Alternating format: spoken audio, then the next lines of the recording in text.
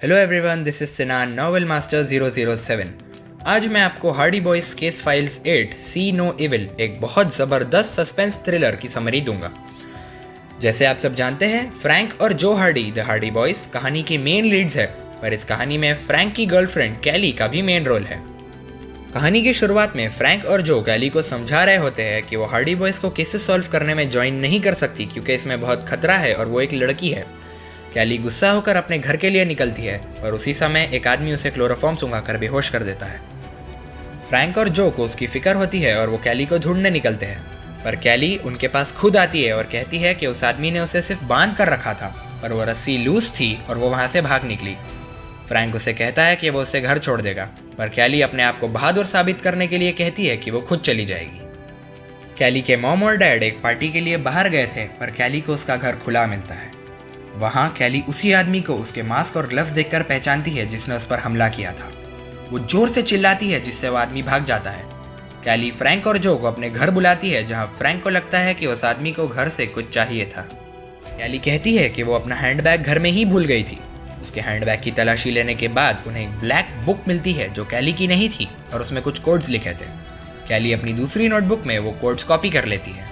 इतने में वही मास्क वाला आदमी वहां आता है और फ्रैंक और जो से लड़कर वो ब्लैक बुक लेकर भाग जाता है। वो आदमी बहुत ताकतवर था, पर कैली वो कोड्स कॉपी कर चुकी थी और उसने कहा कि वो उन्हें क्रैक कर लेगी। कैली के मॉम डैड घर आते हैं, पर हार्डीज और कैली उन्हें कुछ नहीं बताते।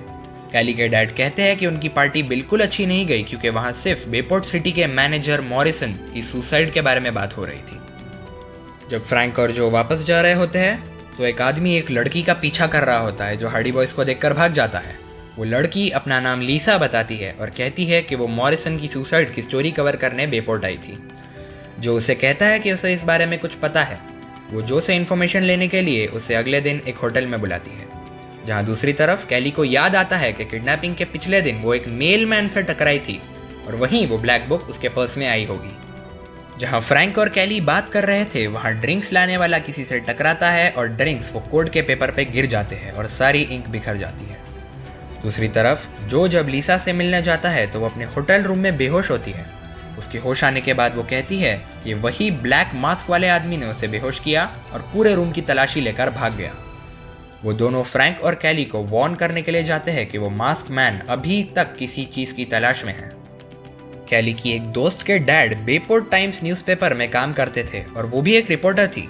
वहाँ से उन चारों को पता चलता है कि मैनेजर मॉरिसन के सुसाइड से पहले उसे एक जहर का इंजेक्शन दिया गया था और उन्हें शक है कि उसी आदमी ने मॉरिसन को मारकर उसे सुसाइड बताया होगा।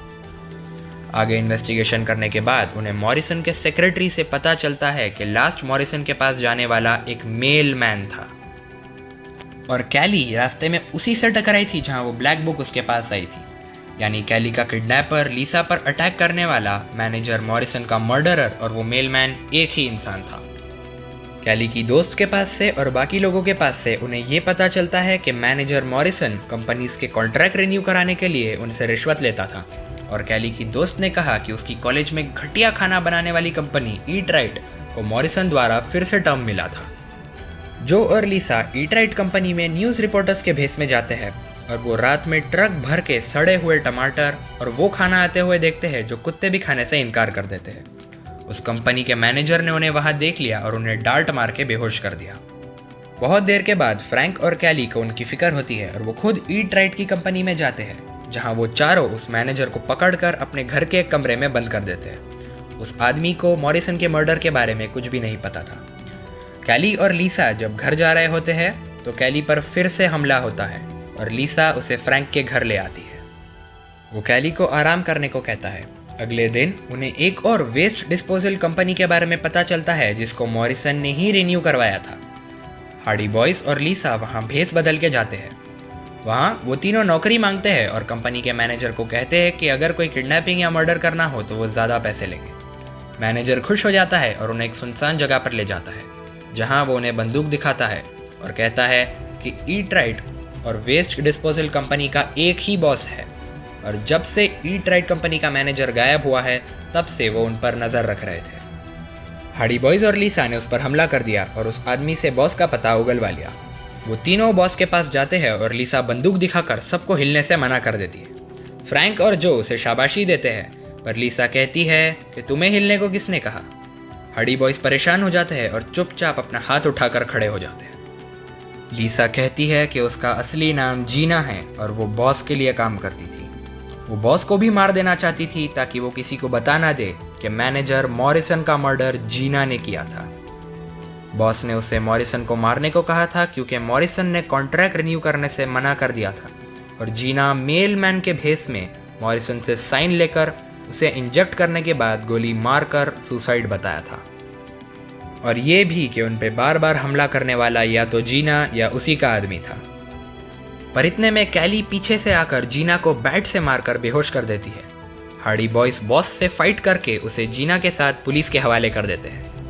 कैली ने कहा कि उसे जीना पर तब शक हुआ जब वो दोनों घर जा रहे थे और उस पर हमला हुआ, पर आसपास कोई नहीं था सिवाय जीना के जो उसे घर ले जा रही थी। तब से कैली ने हार्डी बॉयज और जीना का पीछा किया। हार्डी बॉयज आखिरकार कैली को अपनी टीम में शामिल कर लेते हैं। इसी के साथ Hardy Boys case files 8 see no evil कहानी खत्म होती है। आई एम श्योर आपको ये सस्पेंस थ्रिलर पसंद आई होगी। प्लीज़ इस वीडियो को लाइक करें, शेयर करें एंड और इंटरेस्टिंग और मिस्टीरियस अपडेट्स के लिए मेरे चैनल को सब्सक्राइब कर दें। Thanks for watching.